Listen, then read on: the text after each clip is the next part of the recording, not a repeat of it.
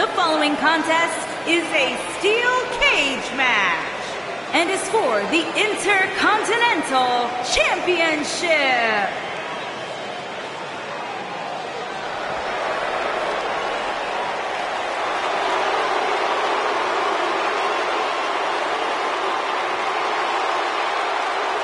A decade and a half of dominance.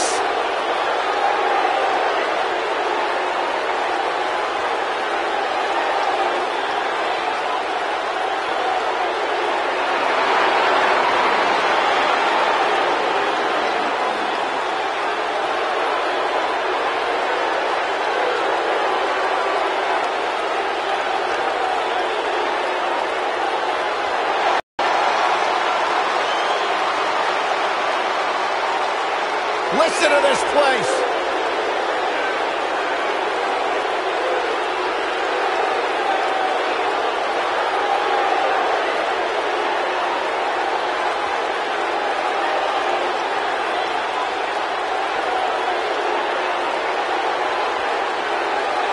I believe the most polarizing superstar in WWE history.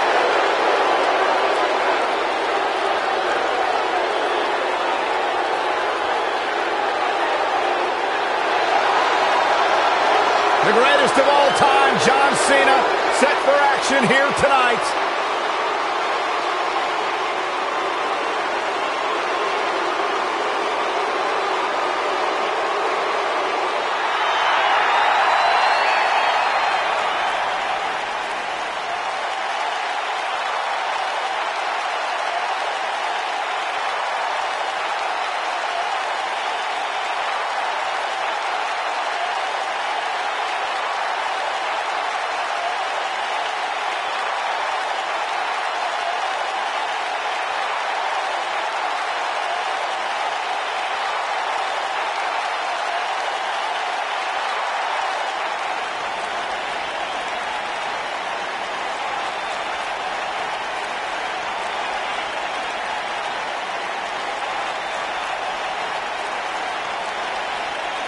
Randy Orton began his career by being known as the Legend Killer. Randy Orton is now simply a legend.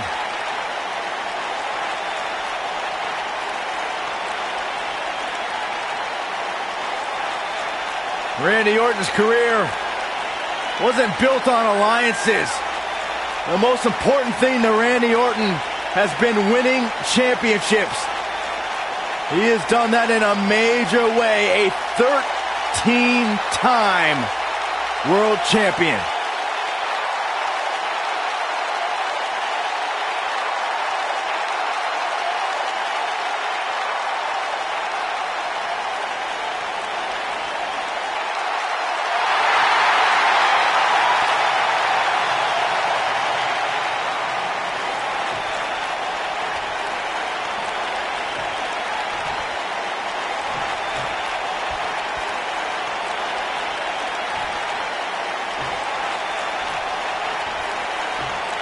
Introducing the challenger from West Newbury, Massachusetts, weighing in at 251 pounds, John Cena!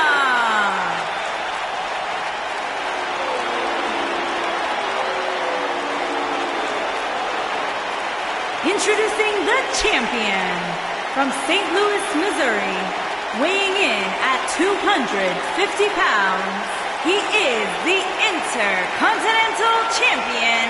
He is the Apex Predator, the Viper, Randy Orton.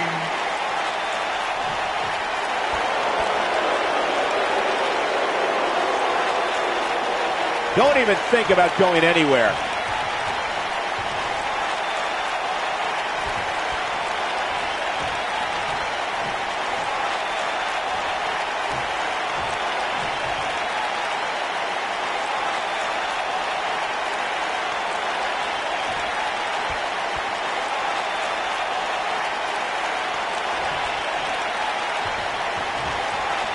John Cena and Randy Orton have been intrinsically tied for their entire careers. They debuted around the same time. They both are amongst the most prolific champions, and they're both surefire WWE Hall of Famers. Both guys may have double-digit WWE Championship reigns, but one man has done it the right way. John Cena has embraced hustle, loyalty, and respect, while the Viper has slithered and backstabbed his way to many main events. Look at him, locked inside that cage like a couple of rabid animals.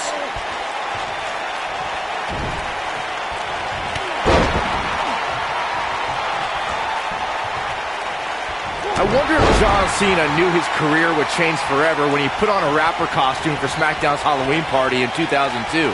But he showed he can spit rhymes, and it worked to get the attention of his opponents. So the Doctor of Thugonomics was born. Face plant.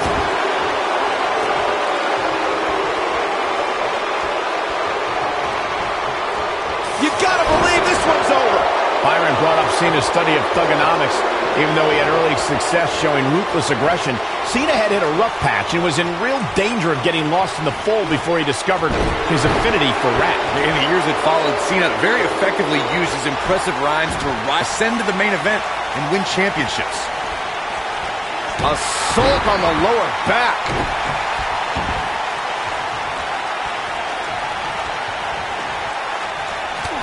Before 2017's Extreme Rules, there were just 3 previous tag team matches where championship gold was decided inside a steel cage in the history of WWE special events. The Hardy Boys were in 2 of those matches. At Extreme Rules, in order to win the match, both members of a team had to exit the cage and have both feet on the floor. The Hardys used their famous continuity to gain the early advantage until Cesaro and Sheamus utilized their devastating power to slow the pace of the match down. Both teams battled atop the steel cage, but in the end, Sheamus... Orton looking for something big. Uh-oh.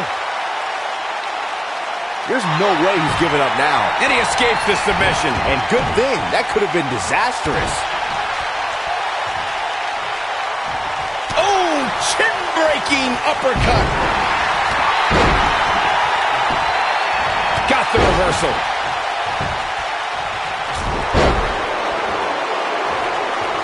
The best way to describe combatants clashing inside a steel cage is its battle of attrition.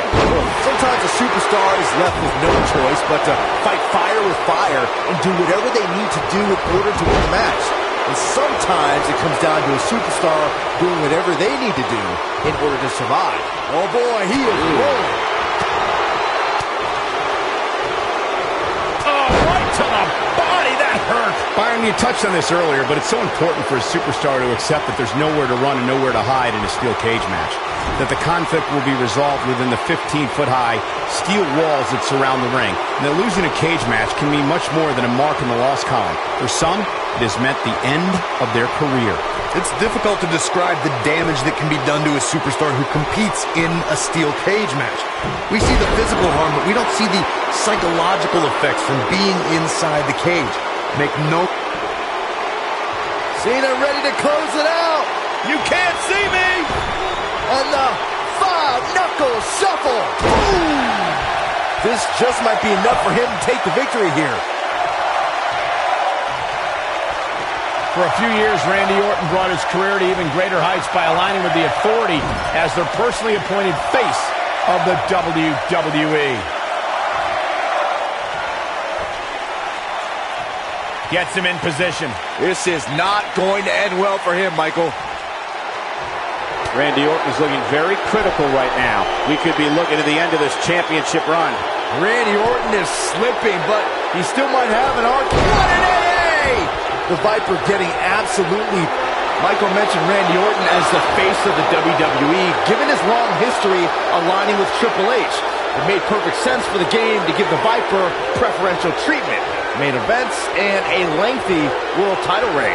Gentlemen, it was so much more than their history that made Randy Orton the face of WWE. Randy Orton has the look, style, and the attitude of a champion, and that is why Triple H made him the centerpiece. Uh-oh.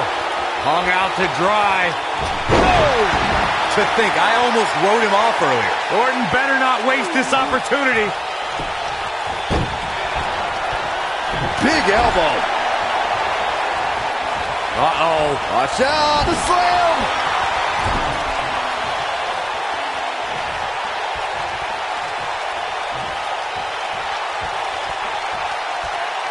You can see the wear and tear that this fight has taken out of these men.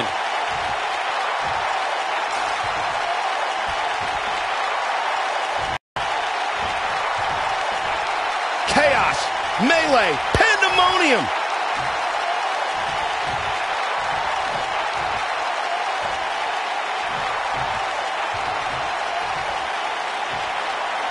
At some point, the referee may want to think about stopping this one before somebody gets seriously injured.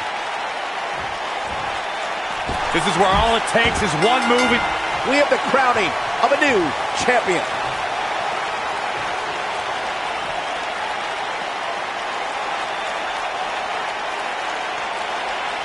These guys were awesome. Let's take another look.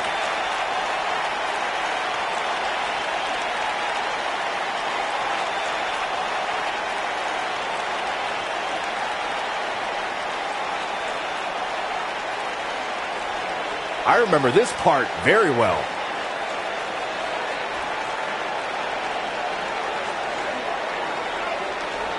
Look at him go.